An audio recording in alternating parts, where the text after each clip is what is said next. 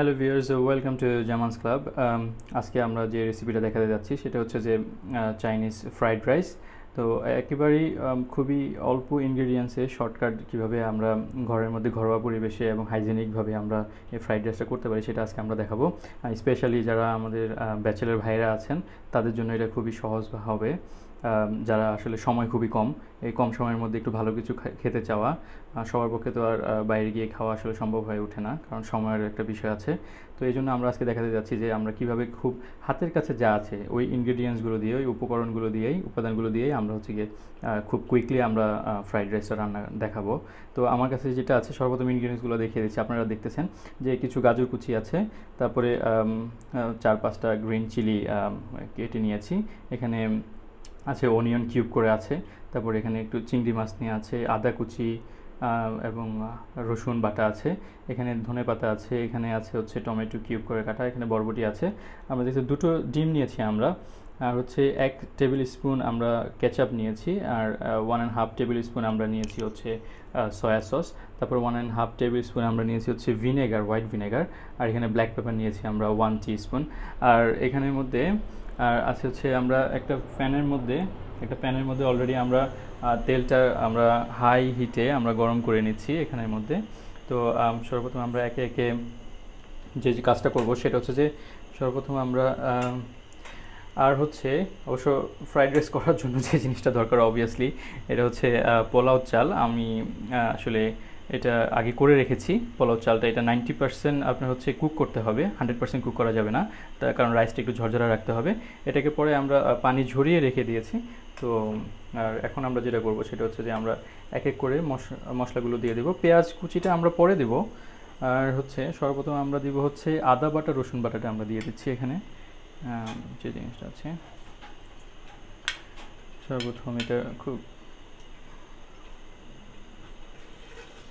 এটা হালকা একটা জিনিস খেয়াল করতে হবে, সেটা হচ্ছে যে চাইনিজ ফ্রাইড রাইস করার সময় মূলত সবগুলো বিষয় হচ্ছে যে চাইনিজ রান্না করার সময় একটু হাই হিটে দিতে হয়, ফ্লেমটা হাই হিটে দিতে হয় এবং অনবরত নাড়তে থাকতে হয়।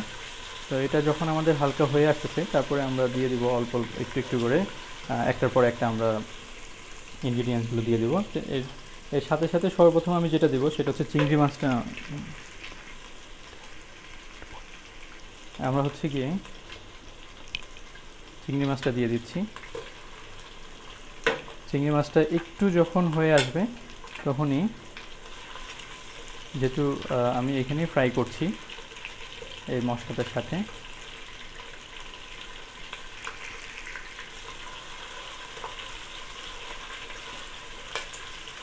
তো এই কালারটা আপনার একটু হালকা ব্রাউন কালার হয়ে যাবে।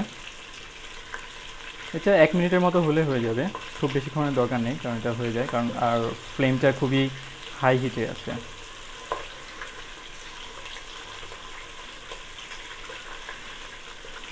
এটা মোটামুটি হয়ে গেছে এবং আপনারা টু বি অনেস্ট এর টেস্ট একেবারেই টোটালি আপনার রেস্টুরেন্টের টেস্টই আপনারা পাবেন যদি রেসিপিটা ফলো করা হয়, কারণ আমরা অনেকে ঘরের মধ্যে রান্না করি, তো সেক্ষেত্রে দেখা গেছে যে রান্না করার পরেও টেস্টটা একেবারে হয় না, টেস্টটা ইয়ের মতো হয় না, রেস্টুরেন্টের মতো হয় না, এই জন্য আমাদের অনেকের আফসোস থাকে। তারপরে হচ্ছে আমরা দিয়ে দেবো হচ্ছে গ্রিন চিলিটা দিয়ে দিচ্ছি, আমি গ্রিন চিলিটা দিয়ে দিচ্ছি, তারপরে বরবটিটা দিয়ে দিচ্ছি। আরেকটা জিনিস মনে রাখতে হবে, এগুলো সবগুলো কিন্তু ভালো কুক হবে না। হ্যাঁ, যেমন চাইনিজরা কিন্তু খুব মানে পুরো কুক জিনিস খেতে খুবই পছন্দ করে না সাধারণত। তারপর হচ্ছে এবং গাজরটাও দিয়ে দিচ্ছি।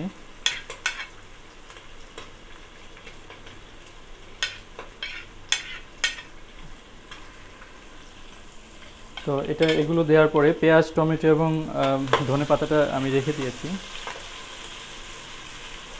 ওটা একটু পরে দিচ্ছি। এটা একটু নেড়ে হালকা যখন কুক হয়ে যাবে তখন আমরা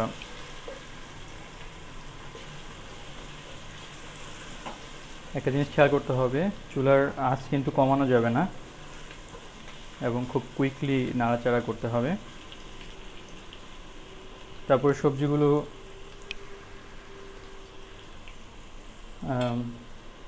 এখন একে একে পেঁয়াজ দিয়ে দিচ্ছি আগে, পেঁয়াজটা দেওয়ার পরে টমেটোটা একটু পরে দিচ্ছি সবার শেষে।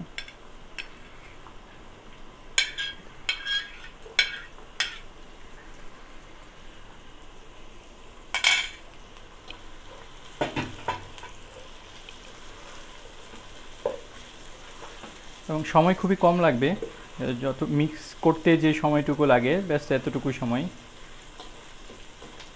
এবং 10 থেকে 15 মিনিটের ভিতরে রাইসটা কুক করা থাকলে মাত্র 10 থেকে 15 মিনিটের ভিতরে এই রেসিপিটা করে ফেলা যায়। এরপরে আমরা দিয়ে দিচ্ছি হচ্ছে টমেটোটা দিয়ে দিচ্ছি আমি, আর ধনে পাতাটা একেবারে সবার শেষে দেবো রাইসের সাথে।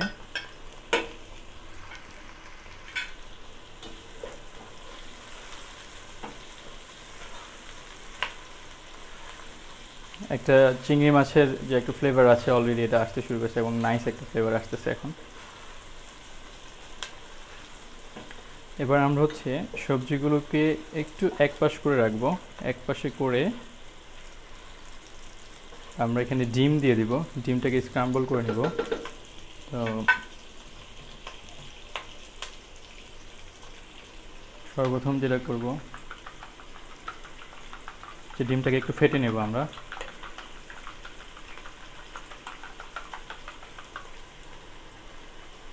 ডিমটাকে ফেটে নিয়ে এখানে একটু কিছুক্ষণ সময় অপেক্ষা করব, অপেক্ষা করার পরে এটাকে আমরা স্ক্রাম্বল করে নেব।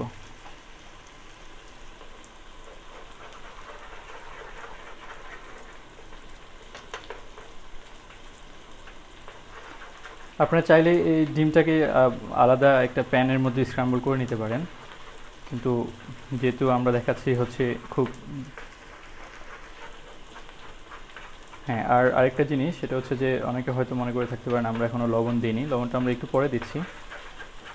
এই যে ডিমটা স্ক্রাম্বল হয়ে গেছে, এখন এটাকে আমরা যেটা করব সেটা হচ্ছে যে আমরা সবজিটার সাথে আমরা এটাকে মিক্স করে ফেলবো।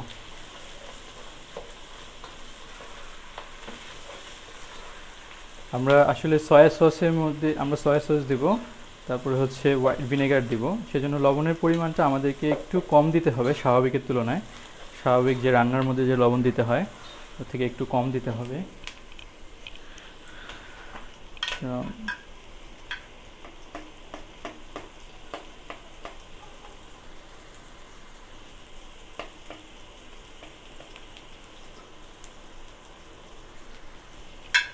তো আমরা লবণ দিয়ে দিয়েছি। হ্যাঁ, আর একটু লাগবে লবণ।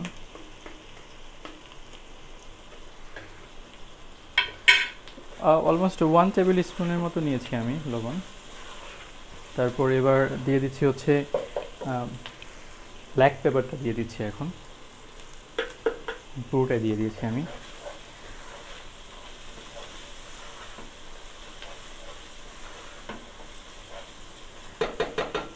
তারপরে হচ্ছে ভিনেগারটা দিয়ে দিচ্ছি,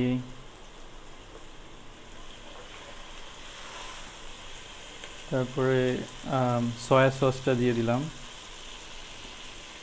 এবং কেচাপটা দিয়ে দিচ্ছি আমি।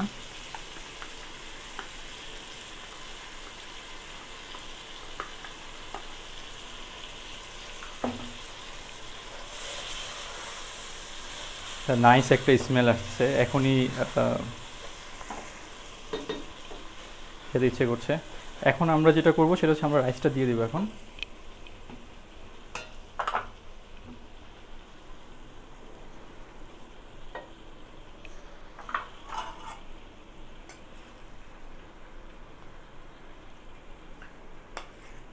আমরা রাইসটা ঢেলে দিচ্ছি আমি।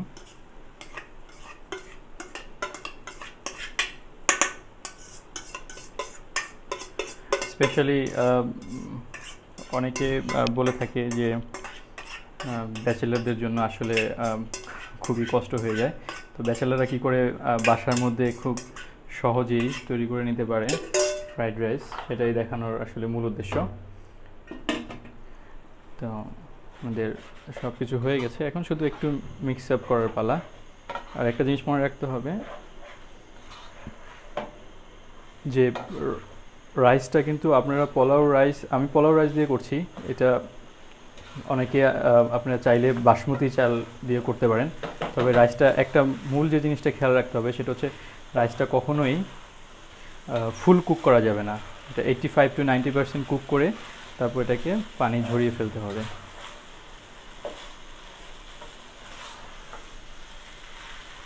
আপনারা দেখতে পাচ্ছেন অলরেডি নাইস একটা কালার আসছে এর মধ্যে।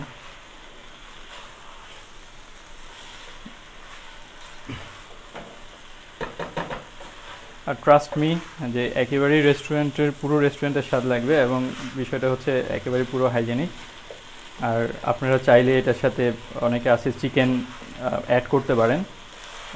ইনশাল্লাহ আশা করছি চিকেন দিয়ে ফ্রাইড রাইস এটা একটা পর্যায়ে আমরা দেখাবো একদিন, আমাদের ভিডিও আসবে ইনশাল্লাহ, ওই রেসিপিটাও আসবে।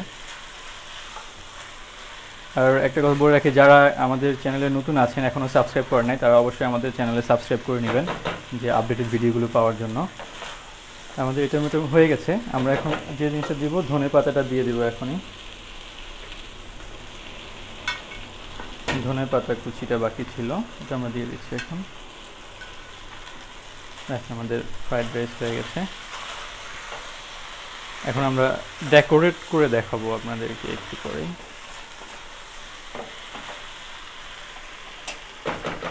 আমাদের রাইস হয়ে গেছে।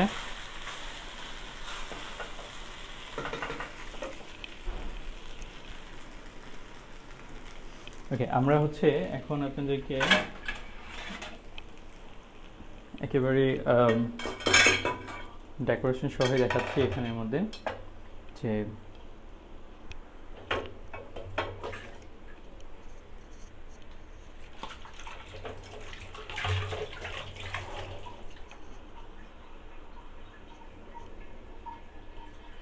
ওকে।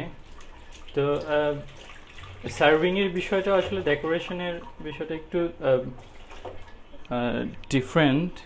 আই মিন এটা আসলে অনেক কিছু ভ্যারি করে ডেকোরেশনের উপরে, যে আসলে আমরা খাবারটা কীভাবে পরিবেশন করছি। তো এই পরিবেশনের উপরে অনেক কিছুই ডিপেন্ড করে। কারণ আমরা আসলে রেস্টুরেন্টের মধ্যে অনেকে খেতে যাই, খেতে যাওয়ার পরে দেখা গেছে যে মানে ডেকোরেশনের জিনিসগুলো দেখে আমাদের কাছে অনেক ভালো লাগে খাবারের থেকে। আর ডেকোরেশন দেখেই কিন্তু আমরা মূলত এই খাবারটা আর একটু ভালোভাবে উপভোগ করা যায় আর কি।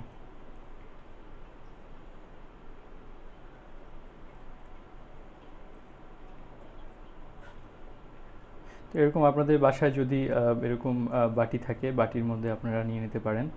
বাটির মধ্যে নিয়ে একটু চেপে চেপে নিয়ে তারপর ওটাকে আপনারা সুন্দর করে দেখাচ্ছি।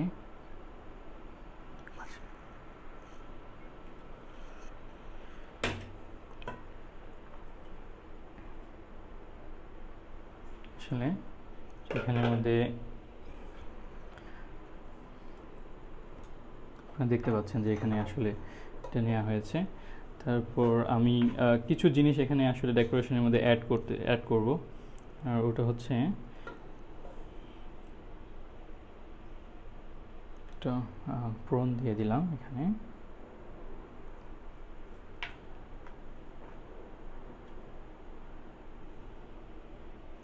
যদিও ভিতরে প্রন আছে অলরেডি, তারপরও জাস্ট ফর নাইস লুক।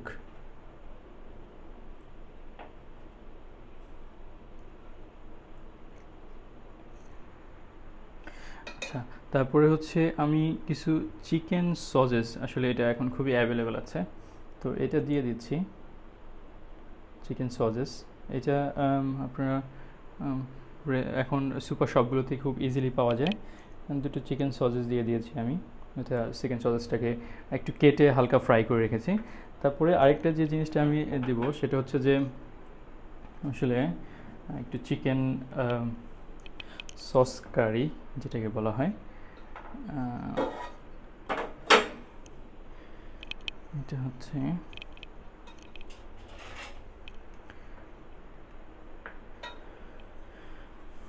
ওকে। এটার রেসিপি ইনশাআল্লাহ চিকেন সস কারি কীভাবে করতে হয় সেটাও ইনশাআল্লাহ একটা ভিডিওতে আমরা নিয়ে আসার চেষ্টা করবো ইনশাআল্লাহ ভবিষ্যতে। আসলে অনেকেই ফ্রাইড চিকেন দিয়ে খেতে চায় না। তো আর ফ্রাইড চিকেন হুবহু রেস্টুরেন্টের মতো আমাদের বাসাতে হয়ও না। তো সেই জন্য দেখা গেছে যে আমরা ফ্রাইড চিকেন দেখাচ্ছি না, কিন্তু রেস্টুরেন্টের মতোই ফ্রাইড চিকেন আমরা ইনশাল্লাহ করে দেখাবো, এবং সেটা অন্য একটা রেসিপিতে দেখাবো। আর এটা হচ্ছে চিকেন কারি এবং সস কারি। তো আর হচ্ছে একটু দিয়ে দিব হচ্ছে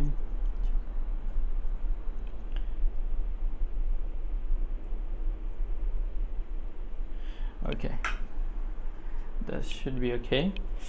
Now একটু আমাদের হচ্ছে কিছু কিউকাম্বার মানে শসা নিয়েছি সালাদ হিসেবে দেওয়ার জন্য। এটা আমরা এখানে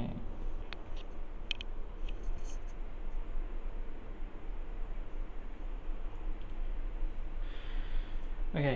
সো হয়ে গেল fried rice with chicken curry, এবং আমরা এখানে প্রন দিয়েছি, কিছু চিংড়ি মাছ দিয়েছি, আর এখানে কিছু হচ্ছে চিকেন সসেজ, যেটা আমরা অলরেডি বলেছি। তো ভিউয়ার্স, আপনাদেরকে অনেক অনেক ধন্যবাদ যারা দেখেছেন। আর আমাদের ভিডিওটা যদি ভালো লেগে থাকে অবশ্যই অবশ্যই আমাদেরকে সাবস্ক্রাইব করতে ভুলবেন না পরবর্তী আপডেটগুলোর জন্য, এবং please click the hit button, thumbs up, and আমাদেরকে যে কোনো ধরনের কোনো কিছু যদি আপনাদের জানার থাকে, আরও বেশি আগ্রহ থাকে, আমাদেরকে অবশ্যই কমেন্টস বক্সে আমাদেরকে জানাবেন।